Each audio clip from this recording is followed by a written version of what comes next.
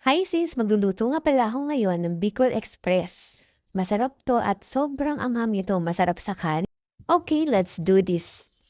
Pumunta ako ng palengke at bumili ako ng liempo. Dito ko na hiniwa sa bahay, hiniwa ko siya ng pahaba, yung itsurang parang Bicol Express talaga. Aganda na rin pala ako dito ng 3 pirasong bawang, tapos hiniwa-hiwa ko lang siya ng mga maliliit, ng tamang panggisa lang, gano'n. Sunod ko agad yung sibuyas, hiniwa ko lang siya ng pahaba para panggisatin.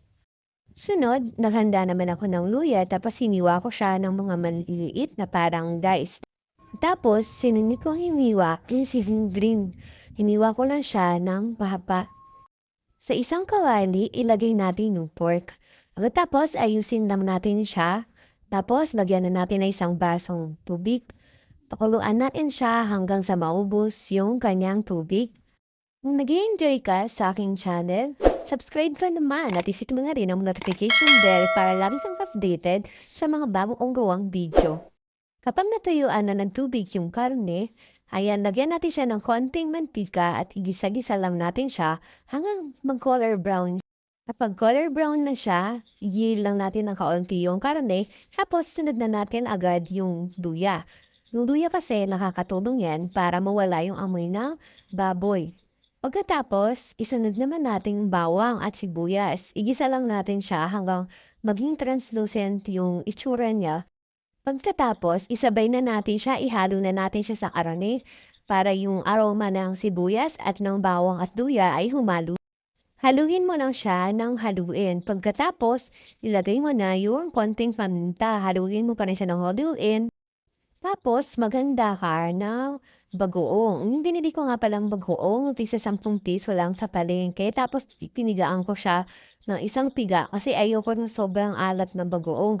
Kasi kapagka hinaluan mo siya nung purong bagoong na maalat, hindi mo mababalanse yung lasa ng Bicol Express. Ihalo mo lang din siya ng mabuti sa ginisa mo. Tapos, isunod mo na yung siling green.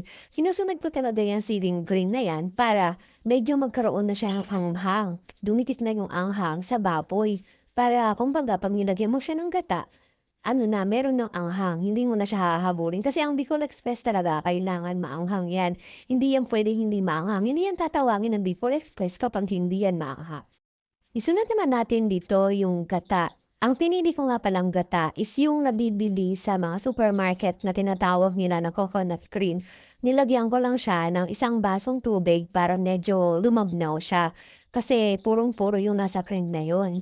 Pero malinis yun at maganda yung pagkakagawa niya. Tapos, hayaan lang natin siyang kumulo ng kumulo hanggang sa medyo kumunti yung sabaw niya.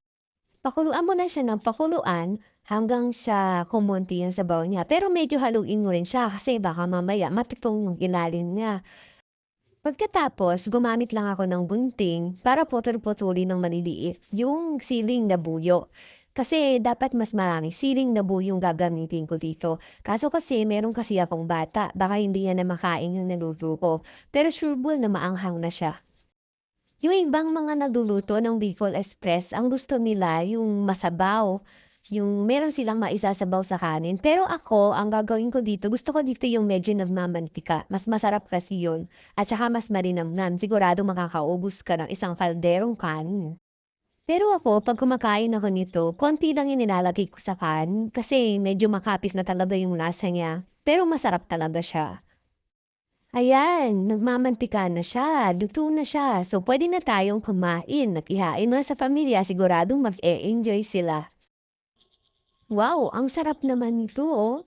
Nakikita mo yan? Sobrang sarap nagmamantika. Sana nag-enjoy ka sa recipe na tinuro ko sa iyo. Huwag mo rin kalimutang mag-subscribe sa aking sis ha para makagawa ko ng maraming pang recipe na siguradong matututo ka. Yan lang, salamat!